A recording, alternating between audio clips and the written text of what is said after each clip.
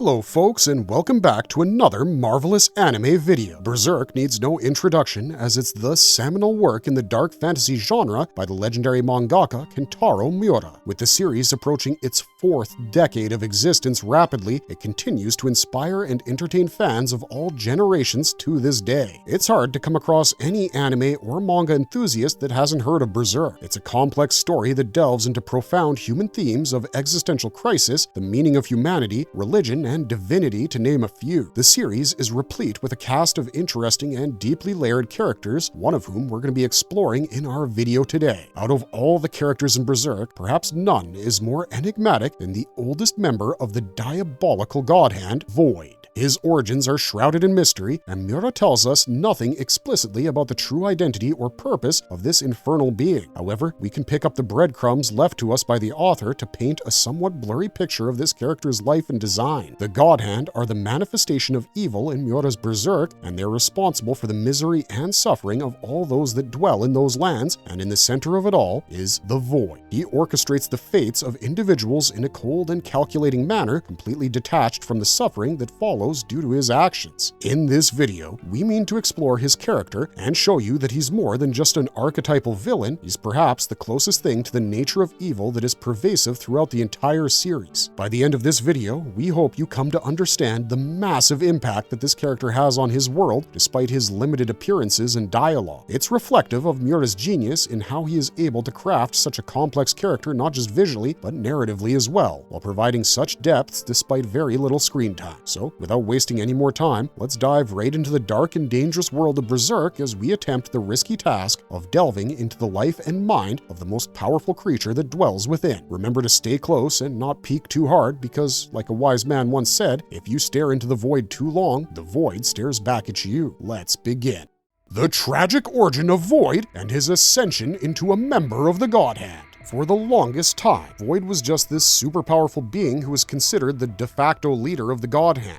We also know that he's the oldest of them all, which is probably also the reason why he's considered their leader. However, what if we were to tell you that, well, he may be the oldest of the current roster of the Godhand, he didn't always hold that position. The oldest reference to the Godhand in Void we get is a vision seen through the eyes of an individual wearing the Berserker armor. In this vision, we see Void standing alongside 4 individuals who are completely different from the current members of the Godhand. This vision is significant as there are a lot of things we can take from it. We know that the last known individual to have worn the Berserker armor before Guts was Skull Knight. The armor was created by the dwarven smith Hanar, who addresses the Skull Knight as king. This is significant because we all know that there must be a reason why the smith would refer to a knight as a king. We know that the Berserker armor's helm takes the shape of whatever its bearer's inner nature is. This is why, even though it has a skull-shaped helm, it resembles the skull of a canine after Guts starts to wear it. This is important because the skull shape of the helm was because of Skull Knight, its previous wielder.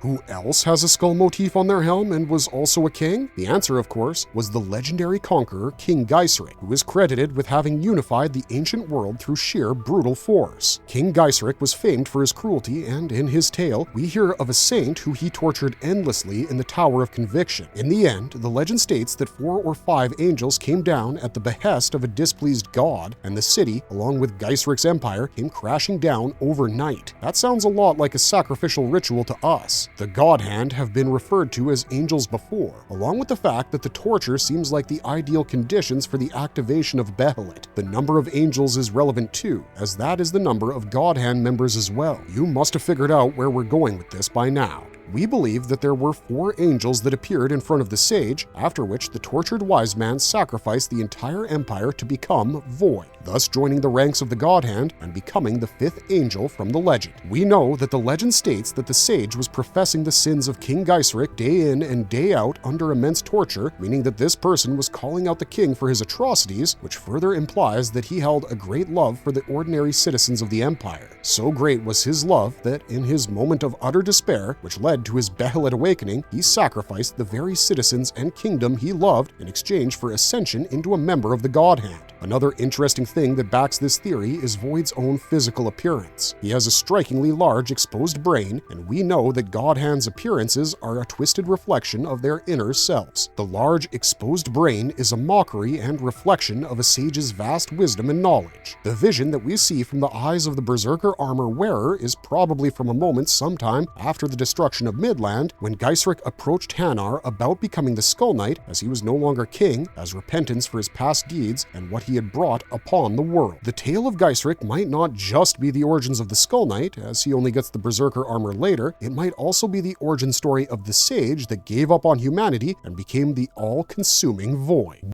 What does the Void look like? The Void is a great example of visual storytelling through character design, which Miura was a master of. Every nuance in his appearance has a symbolism and a meaning to it. His most striking feature is his head, which is nothing but a large exposed brain. This is, however, not just meant to shock audiences, it's also symbolic of his status and power. While the Godhand don't answer to anyone, Void is considered to be their leader and is normally associated with wisdom and knowledge, which are key traits for someone who holds such a position. The exposed brain is meant to signify his vast knowledge pertaining to the works of causality, along with his intelligence and cosmic awareness. It's also meant to imply his point of transcendence from humanity in alignment with his vast knowledge of causality and fate. His eyes are sewn shut as if in mockery of the image of justice, as his actions, although ordained by a higher authority, don't provide succor to those in need. Instead, they enhance their suffering. We also know that the Void isn't really blind, even though his eyes are sewn shut. As a final touch to complete his grotesque facial features, his skin seems to have been removed and his mouth pulled back into a perpetual smile, perhaps as a reminder of his tortured human life. He also has 6 fingers on each hand, perhaps to further insinuate his departure from humanity, which adds to his overall creepshow vibe. Void has long, spindly limbs and a torso, which, when combined with a massive flowy cloak, emphasizes his mystery and spectral qualities. Beneath that cloak, nobody has seen what Void's body looks like. For all we know, underneath it, there might just be nothing, which would actually explain where he gets his name from. As mentioned earlier, his entire appearance is a twisted mockery of the wise and benevolent sage that he once probably was. His overall appearance screams of eldritch knowledge and evil that transcends time and space.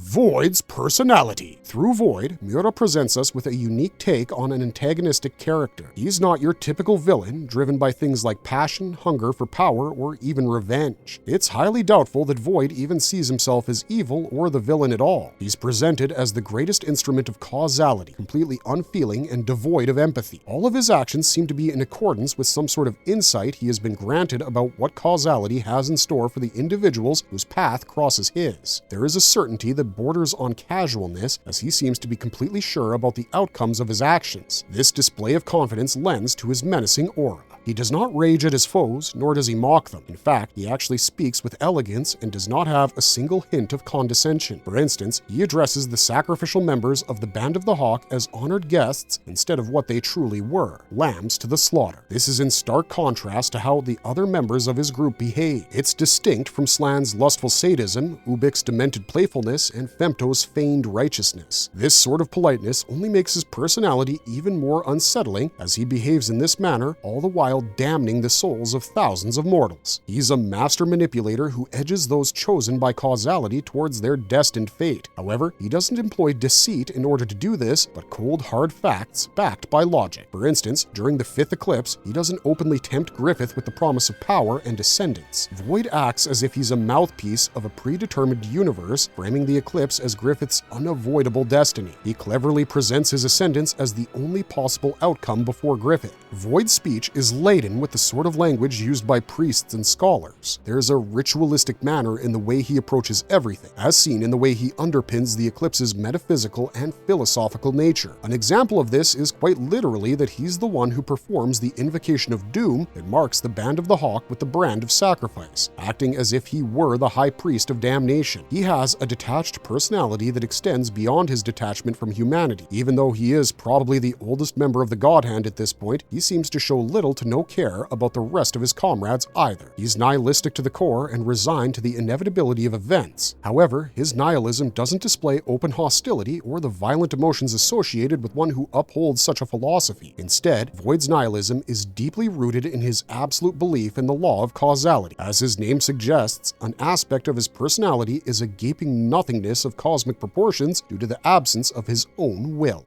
Exploring Void as the representation of cosmic evil. Void is the representation of a cosmic evil. What we mean by this is that the evil that he represents doesn't really stem from human emotions. He is the closest thing to the idea of evil that a being can be. Unlike the rest of his comrades, whose evil can be defined by words such as jealousy, pride, wrath, or lust, Void's evil is distinct. He is not malevolent in the traditional sense, as his actions are driven by the hands of causality. He is evil not because he wishes harm, but because he instigates events that inevitably cause harm in order to enforce the predefined fates of the chosen and the sacrifices. It's not that he lacks morality, he simply operates entirely outside of that concept. Just like his name suggests, he condemns all of fate's chosen to nothingness, regardless of how they perceive him. To put it more simply, he's an enforcer who has no personal moral or emotional input into the actions that he commits, regardless of their heinous nature. He didn't create the idea of suffering, he simply happened to be chosen by the esoteric forces that govern this world to shepherd souls to their unfortunate fates. While this might be true for other members of the Godhand as well, they all seem to have their own personal agendas and are bogged down by human desires. Void, on the other hand, is quite clearly above all of it. He exists simply to serve a purpose as the grand instrument and the high priest of causality. There is almost a bureaucratic feel to the way he operates as an entity that enforces laws that cause harm to people with his eyes shut, never seeing the individuals who are affected by his actions. Void's brand of evil is evil in its truest form,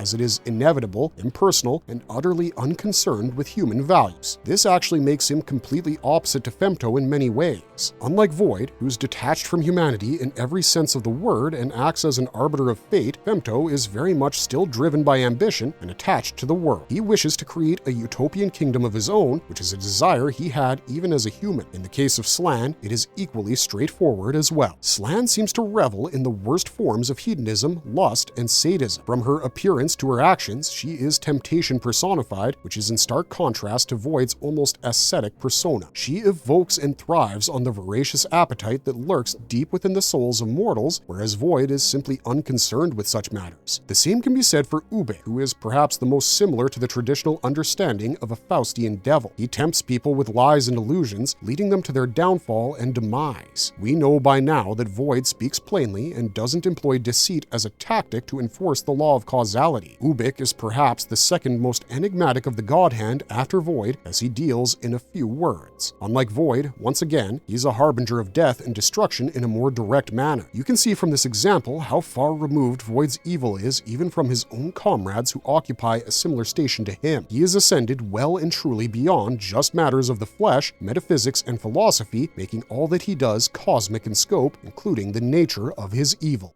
Powers and abilities of Void. Spatial manipulation. One of the most iconic powers of Void has to be his control over the fabric of space and time. Not only is he able to manipulate this for his own benefit to traverse the world in an instant, but he is also able to do so in combat. We see this during the events of the 5th eclipse when he's attacked by the Skull Knight, and Void opens up 2 portals to redirect the attack back at the Eldritch Knight. He is also able to appear everywhere within the astral realm, for example, during eclipses and other summoning ceremonies using this power. We have yet to see this power being utilized more in terms of combat, as Void is too powerful in most cases to be attacked by conventional means. The only instance so far is the one we just mentioned involving Skull Knight. As the story progresses, we're sure that this ability will play a key role in Void's story.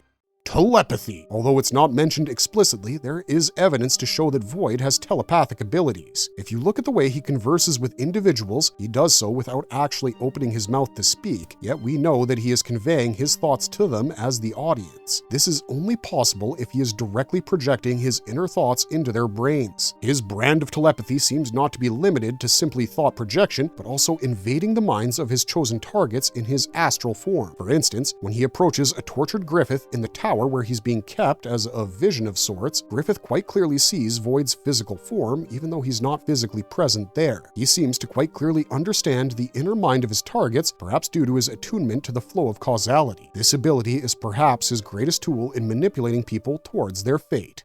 Invocation of Doom. The Invocation of Doom is the profane ritual that brands the chosen loved ones of the fated individuals who have activated their behelit. These individuals are torn from reality and brought into the presence of the Godhand. Once there, they're given the choice of sacrificing something that would be akin to them losing a part of their own soul in exchange for transcending their humanity. So far in the story, whether it's an eclipse or a normal behelit activation, the one that performs the ritual that brands these doomed individuals is Void. These branded individuals are then devoured by the apostles as remuneration for the power gained in exchange. If somehow they manage to survive like Casca or Guts, they are destined to forever dwell in the interstice, hunted by all manner of evil spirits and creatures for the rest of their lives. The Invocation of Doom is the single most important plot device in the entirety of Berserk, and Void wields the power to perform it. Is Void immortal, and does he have a weakness? Void, just like the rest of his compatriots, is ageless and immortal for all intents and purposes. Even Guts' Dragon Slayer, whose blade has been tempered by the blood of spiritual beings, might not be able to slash him. The only known power that is capable of killing a Godhand is speculated to be Skull Knight's Sword of Actuation. Its blade is comprised of several benefits melded together. This isn't that much of a stretch because the stroke from that blade was so powerful that it split open the twice reincarnated Ganishka and caused the birth of Fantasia. If Void were to be struck by such a weapon, he too would probably perish, as the sword slashes through both the material and the immaterial world. However, landing a hit on Void is a different matter altogether thanks to his mastery of spatial manipulation. That's right, we also feel that Void would already know the permutation and combinations of all possible future events due to his being able to gaze at the flow of causality, leading to him avoiding any unfavorable confrontations. Over the millennia that Void has existed, we know for a fact that the other members of the Godhand have changed over time. This indicates that they were most likely deposed, which in turn tells us that they're capable of being killed. However, the fact that Void is the only remaining member from that time might suggest that the same laws don't apply to him as they do to the rest of the Godhand. Void seems to operate beyond the precincts of time and space in the realm of nothingness. The key question this raises is, how do you kill someone who's the personification of the Void? Even if one were to slay him, he'd probably arise once more, as there's no way to destroy nothingness. Void and Guts' relationship explored. Even though the primary antagonist of the series is Femto, in our opinion, we believe that Void is just as much of a foil to Guts' character as Griffith is. Guts' status as the struggler makes him the antithesis to Void's own existence. Where Void is the arbiter and executioner of causality's will, Guts is an anomaly that defies the very thing that governs Void's existence. He goes up against all odds, defying fate, slaying all the monstrosities and evil while picking himself back up regardless of what's thrown at him. Guts stands as an open defiance to the very idea of causality that states that every human being born in Berserk cannot escape their predestined fate assigned to them by this esoteric law that governs the world. As the greatest instrument of causality, Void's very purpose is challenged by Guts' continued existence. Even without crossing blades, the two are in a constant clash with each other by virtue of Guts still living and breathing. Where Guts symbolizes defiance and struggle, Void is all about submission and determinism. Marvelous verdict! While it is true that sometimes the Godhand are referred to as angels, we all know that they are quite the opposite in reality. Hence, we can say that Void, in particular, is an inversion of the divine. His immense power, knowledge, and intellect make him a deity, but the actions that he encourages are anything but divine. He's a false god who gives his targets the illusion of choice while shepherding them to eternal damnation. What makes Void interesting as a character and the ideal antagonist is the fact that Berserk is a series whose primary theme is defiance, while he is a pillar of certainty. There are no ifs, buts, or maybes in Void's dictionary. There's only the predetermined path as laid out by causality, and he'll see it done no matter the cost. He is the perfect agent who keeps not just humanity in check, but also his compatriots, who are still driven by human emotions despite supposedly having transcended humanity. If you think of the Godhand as a literal hand, then Void is the index finger pointing in the direction in which the world of Berserk and the rest of his compatriots have to move according to causality. The Void is perhaps one of the most well-written villains in all of anime and manga. He's a welcome break from the usual villains that most anime and manga series are filled with. Void is a constant reminder that evil need not be in your face all the time, depraved and sinful. Instead, it can be way more terrifying when it's logical, structured, and eternal, like the Void. We hope that with this video, we were able to increase your knowledge of not just Void, but Berserk as a series. If we managed to pique your interest even even a little, be sure to check out the rest of our channel. We cover all of your favorite animes and characters, so there's always something for everyone. Thanks for sticking with us right to the end of this video. We'd love to hear your favorite take on Void as a character, along with who your favorite Godhand member is in the comments down below. For now, though, it's time for us to say our farewells. We hope to catch you soon in the next one, but until then, stay safe and stay marvelous.